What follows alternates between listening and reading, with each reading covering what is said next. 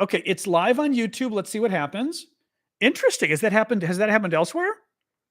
Okay, hopefully the YouTube folks figure it out. Weird. Weird. Okay, anyway, YouTube, thank you guys for telling me. Yeah, like I said, I saw one person mention it, and to be honest, I didn't believe you. I was like, what do you mean YouTube's down? Because sometimes people will go there and not find YouTube or not find TikTok. And I'm always like, it's there. No, that's all right, Daniel. Yeah, I didn't think it was really down. YouTube's been having issues. That's kind of freaky. YouTube doesn't normally go down. That's a little bit weird, huh? Thank you, Daniel. Well, hopefully people find the new chat is, or the new video is open on YouTube. There's NE. Hey, Terry. Yeah. YouTube went down. Who knew? People started mentioning it on TikTok, and I thought I'm like, what do you mean is YouTube down? Yeah, it just froze or whatever. It's back up now because I started a whole new broadcast on YouTube. How weird. I know, I hate that when there's a lot of people and then it kills it. What do you do? You know? Oh well. Anyway. I don't know. Good question, Bone. Bone is asking, is there still a Russian summer offensive or is it ongoing? You know, there were different stories about the Russian summer offensive. I would say a lot of the experts, pretty much all the experts were saying they didn't expect a big Russian offensive this summer, but they thought the Russians were going to do something. In other words, they didn't think it was going to be a huge thing like, oh my God, the Empire Strikes Back kind of thing, right? They didn't think it was going to be that. Russia doesn't have the ability to do that until next year.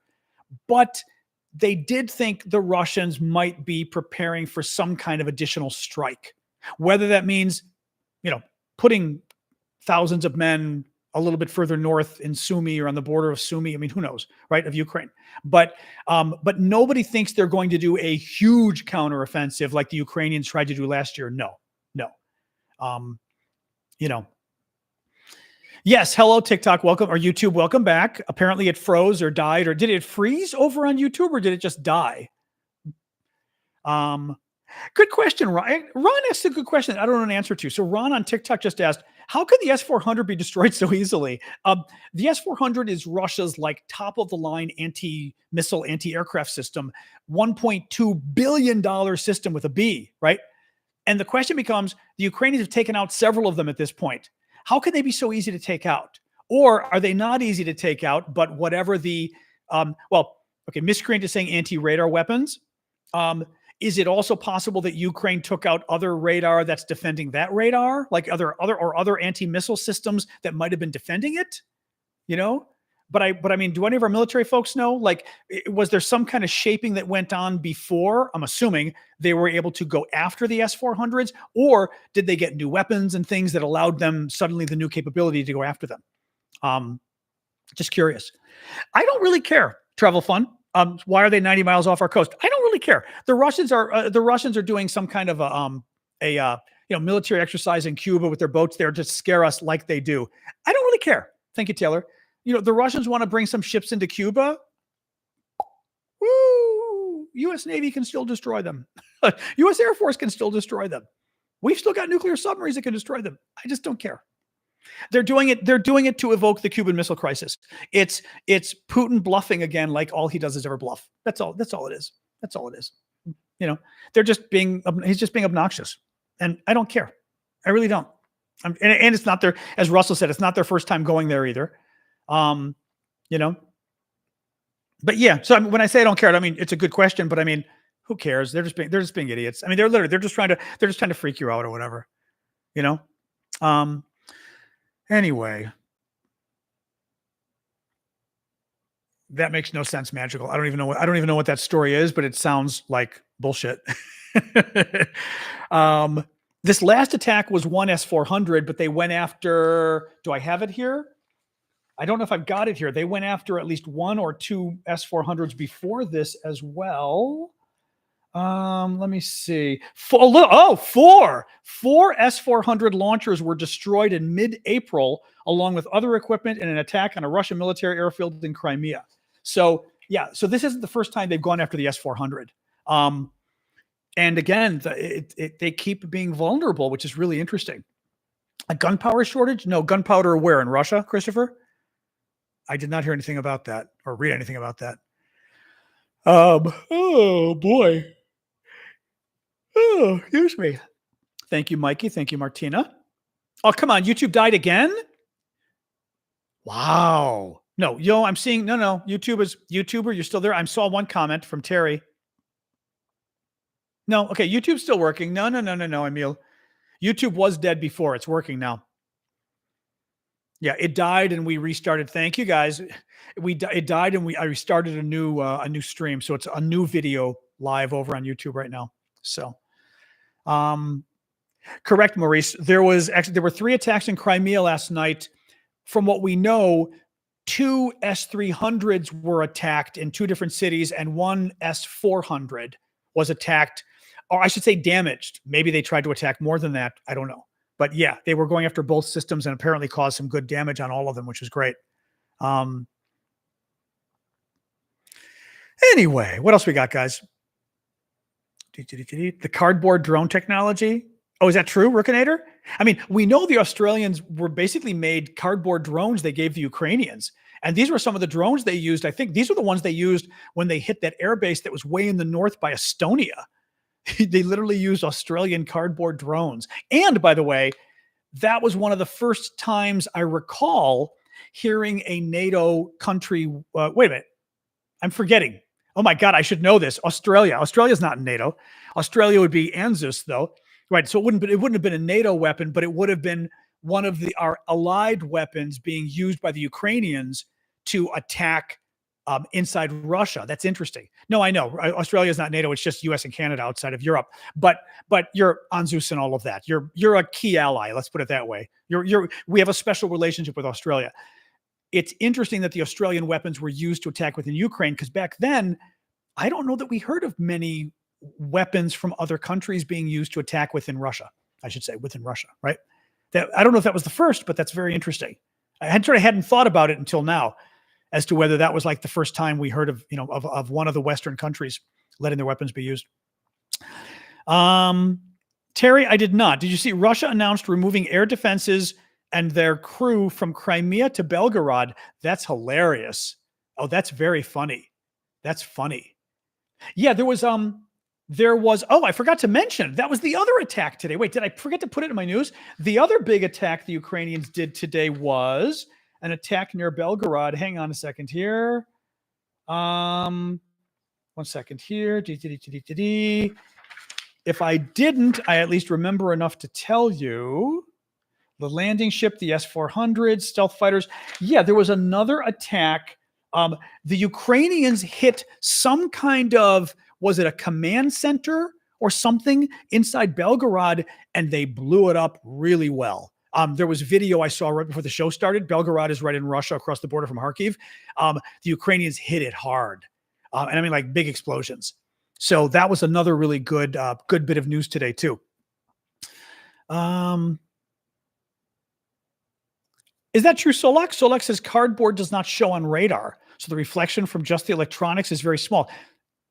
Does it go through cardboard, really? Or is it just such a small radar signature? Yeah, because Australia sent hundreds of cardboard drones to Ukraine, which is wild. I did not know that. Okay, all of you are saying both. Okay, so small signature and it goes through the cardboard. What a brilliant idea, using cardboard, especially like I said, for those reasons. How interesting. Very interesting. Okay. Oh, the wavelengths largely pass through the material. Sorry, my dog woke me up early. She's been doing this lately. She's been waking me up early, and I'm like, oh, stop it. What we heard, JBS is asking, was the Su-47 damaged or destroyed? What we know at this point, or what we think we know, Ukraine this weekend attacked 2 Russian stealth fighter jets, 2 of Russia's top stealth fighter jets. So like the big important fighter jets, supposedly destroyed one and damaged the other. Supposedly. Thank you, Bryce. Russia supposedly only has about 10 to 14 of them. Thank you, Flower. Is it St. Patrick's? No, St. Patrick. That looked like St. Patrick's Day safari hat. To me, that looked like St. Patrick's Day, but thank you. Supposedly they've got additional fighters coming, but they've only got 10 to 14 now. That's a big deal. And they were used by Russia, among other things, to fire into Ukraine, missiles attached to the fighters. So Big deal. Actually, big deal. Yep. Jeff is saying, I'm going to yawn at you guys. Jeff is saying satellite pictures say one was completely destroyed. That's what I heard today. One was completely destroyed and the other was damaged. And again, this is part of Ukraine making a difference because the Russians cannot use them to attack Ukraine. But it's also, this is where I say the guerrilla tactics almost. You want to make the war as costly as possible for the Russians. And it's just every time some big top of the line system, because by the way, Russia, and thank you, Annie, I'll get to yours in a second. If you're Russia, you're worried about war with NATO too. I mean, we're worried about war with them, right? In the same way that we wanted to be careful how many weapon systems, how many Patriot missile batteries we give to Ukraine, because how many artillery shells, because we need some for ourselves if, God forbid, war breaks out with us in some country like Russia. The Russians have to worry about the same thing. They've got to worry about what if war breaks out with NATO, right? And I wonder, that's where it gets interesting that Ukraine is going after some of these high-end fighter jets, like the stealth fighter jets. Russia's only got 14 of them. They're going to need those fighter jets if they take on the U.S. Air Force. Ukraine just took out 2 of them. You know what it also reminds me of? It reminds me of Ukraine going after the Russian early warning radar they went after a couple of weeks ago. Actually, 2 of them in 1 week. Thank you, Casey. They went after the Russian early warning radar and attacked it, damaged them. And these were radar the Russians used to basically keep an eye on nuclear war, like nuclear attack. And I think the Ukrainians were doing it to basically go, right? We are going to destroy you. We are going to cause you so much pain. It's not even fathomable. Also, it's possible the Ukrainians were doing it to basically get a rise out of the U.S. and say, you know what, U.S. and Germany, if you're not going to let us use your weapons to attack inside Russia, then we're getting desperate and we're not going to have a choice but to go after systems that you think are destabilizing, like nuclear war prevention radar. So, Anycat has a very generous super chat question. Is there anything that can make Biden less scared of Putin? Time is the only thing. We have seen from the beginning of the war that over time, Biden gets more and more comfortable helping Ukraine more. Yes, he helped Ukraine from the beginning of the war. The problem is he also pulled punches from the beginning of the war, right? From the beginning of the war, not only would we not send F-16s, we wouldn't even train the Ukrainians in F-16 fighter jets until it was, frankly, way too late, right? We waited for a year and a half to even consider training them. We refused to send Patriot missiles for the first 9 months. We refused to send HIMARS for the first several months, and then we sent 2. And then we sent 2 more, right? It's like ridiculous. So like we'd hold off and say no. Then we'd say yes, but we'd only send a few, right? We wouldn't send money. We wouldn't send many. Then we held off for like 2 years sending ATACMS missiles, almost 2 years. Not 2 years, less than 2 years. Maybe a year and a half, a year and 3/4. And then finally we sent ATACMS missiles, but we sent sort of the ones that don't go very far. We didn't send the ones they wanted. And finally, after 2 years, we sent the ones they wanted. Thank you, Joker, for the subscription. Or if someone did a gift subscription, thank you, either way. And so the thing is, clearly, as Biden goes along, he gets more and more comfortable doing more for Ukraine. But Jesus Christ, guys, at this point, we're almost 2.5 years into the war, right? Well, 2.25 years into the war. Get over your concern about Putin at this point. Thank you, Derek. Unfortunately, it's only time. Time is the only thing that makes him more comfortable. Thank you, Jake, for the music play. What else, guys? La la la la la. Oh, excuse me. Like I said, my dog got me up. I'm tired. Oops. Liz is asking, what will it take to destroy the Kerch Bridge? Callum says 12 to 14 Storm Shadow cruise missiles. Thank you, Ava, for the gift. So there's that. Possibly other things. He and others said like a Navy SEAL team that sneaks in and implants implosives into the base of the bridge. Thank you, Jonathan. That could do it too.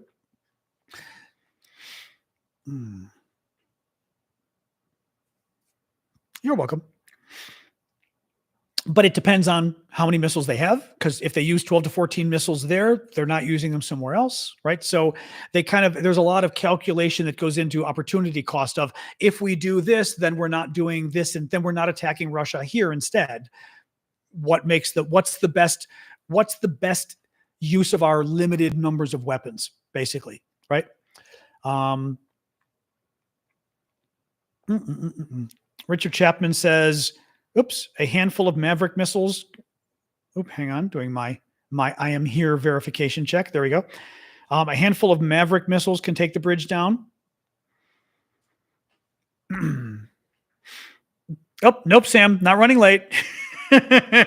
You're funny. You're in Florida, used to Chicago time. That's very funny.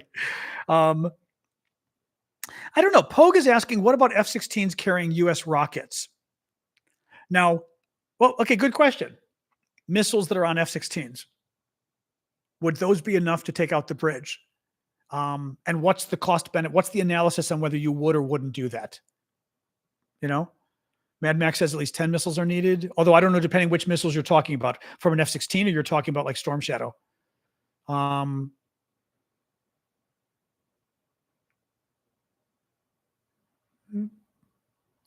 Scalp? Well, scalp Storm Shadow. Oh.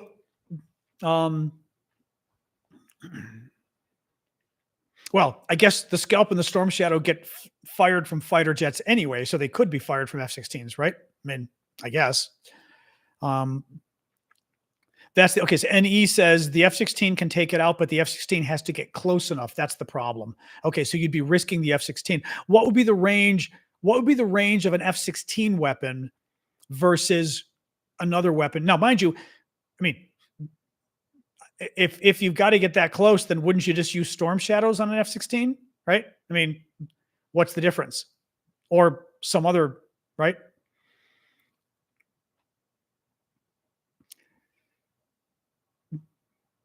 Well, yes, hang on a second, looking here. Isn't there only a 10% success rate on Storm Shadow now? I'd be surprised about that. I don't know. I don't know if Callum should be here. He and I were chatting right before the show. Callum, I will send a little note to him just in case, unless he's there. Is there? He's going to say there's no way. 10%. All right. It's funny because he was talking to me literally before the show, and I told him, "Okay, I'm eating. I'm going to be a couple minutes late." He was like, "Okay," and then he doesn't show up.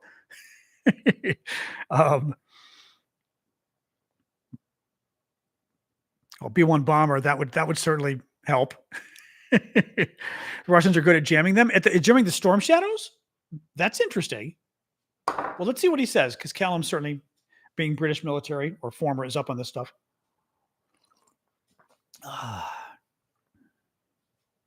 Yeah, I don't know, Salt of the Earth. That's interesting. That sounds very low. That sounds awfully low.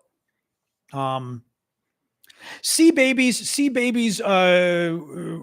Terry was saying sea babies would be the weapon of choice. Sea babies are the Ukrainian boat drones. So the drone boats, the kamikaze little boats that they've been using. Question is whether they can get close enough, right? I mean, I don't know. And you'd have to get enough of a charge in there. You know, I don't know, is because that explosion, a missile hits the bridge and explodes. How close is the boat getting before it blows up? You'd really want it as close as possible. I just don't know. I don't know. So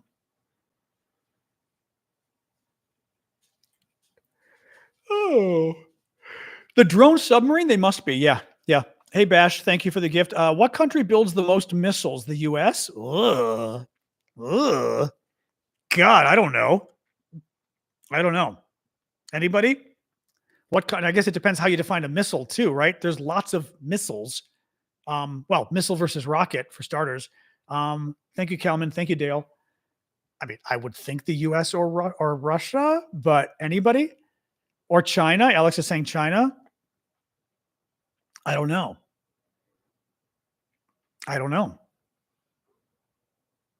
Good question, but I mean, there's lots of different North Korea. Some people say there's lots of different missiles, you know?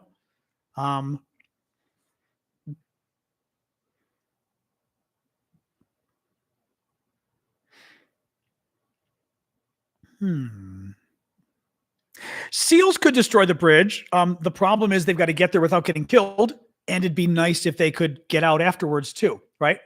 You know, the Russians may not care about their troops dying, but everybody else cares. Presumably the Ukrainians care. But they'd have to be able to get there. I mean, Callum was saying that basically, you know, you would want to attack the bridge by having like a SEAL team go, you know, military men and women, like by boat or whatever in the water, secretly go there, maybe even go underwater, drill in the actual pylon of the bridge, the cement support of the bridge, and put the explosives inside. Because if it's in there, it's more compact and the explosion, it's a bigger explode or more damage from the explosion by having it in an enclosed area rather than just on the bridge. Rather than just like, in other words, rather than just like taped onto the side of the bridge, you'd want it drilled into the support because it blows up more. So the question is, can they get there? And can they get out without the Russians seeing them? You know?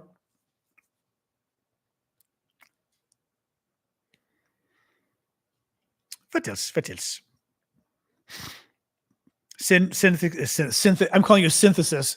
Syndicate is saying overall the US and China are the most prolific missile producers. Okay. Okay.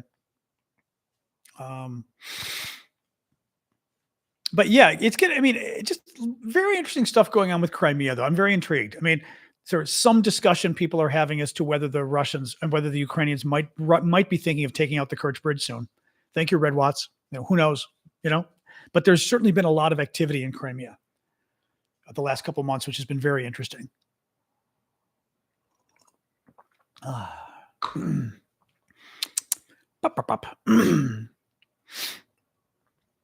What else, guys? Oh, thank you, Michael. Appreciate that. Yay. Welcome. What are you doing, dog? Oh, dog wants more water. Okay, well, I'm hearing the dog go. It's her way of like frustratingly calling me. 1 second. She wants more water. All right, you. All right, you. Oh, there you go. All right.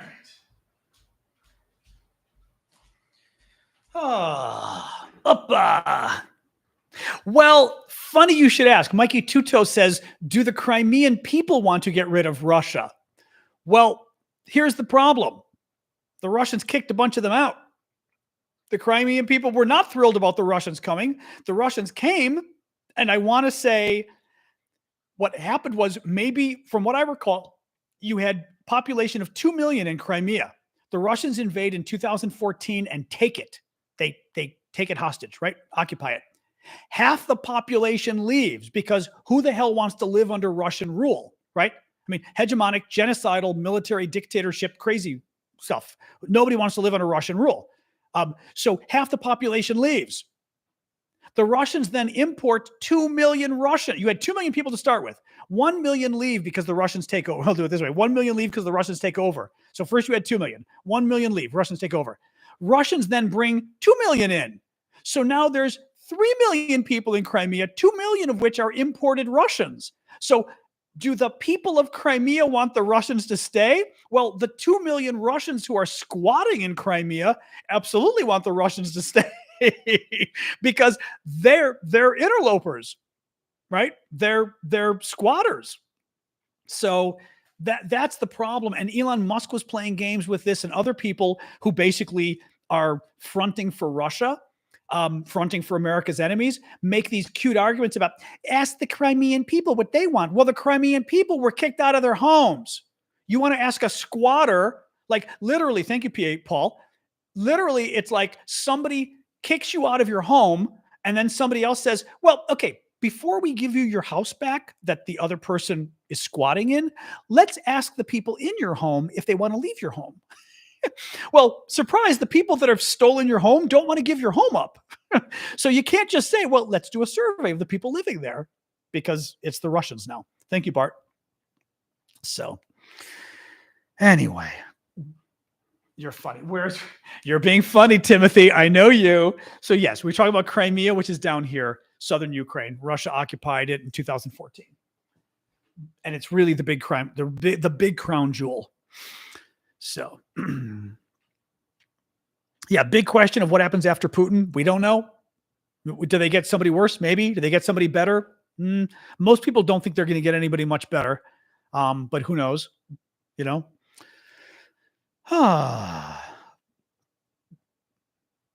Hey, Lotus, thank you for the gift. Appreciate that. What else? What else, guys? We'll go a couple more minutes and then I'll call it quits. Since my dog has me tired from waking me up early. Thank you, She-Bug, for the gift. No word on Romania transferring a Patriot system.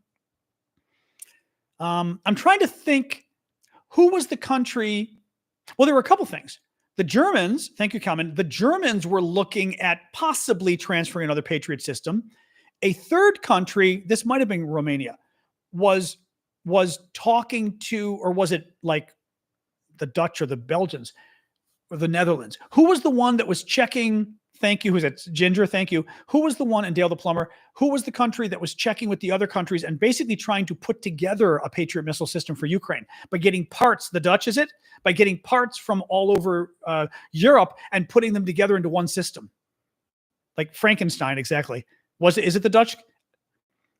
I thought it might be the Dutch or the Belgians, the Dutch. Okay, everyone's saying the Dutch, the Netherlands. Okay. So, yeah. But Romania, I don't remember. I just don't remember Romania doing anything like that or planning on doing something like that. Again, maybe something, or maybe they were offering some missiles, because sometimes some of the countries in the East were offering missiles, which is still useful, right? Even if it's not an entire system, they still need the missiles, and the missiles aren't cheap. So,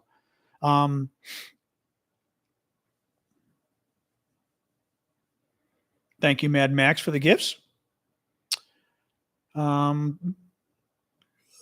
I will do the summary, I promise. Yawning at you guys.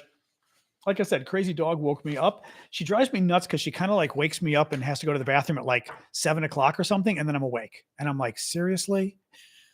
You woke me up at 7 a.m.? Because I'll wake up at like 8:30 a.m. because I go to bed late. So I'll go to bed late and I'll wake up late. And she wakes me up early, and I'm like, I'm going to freaking kill you. Anyway.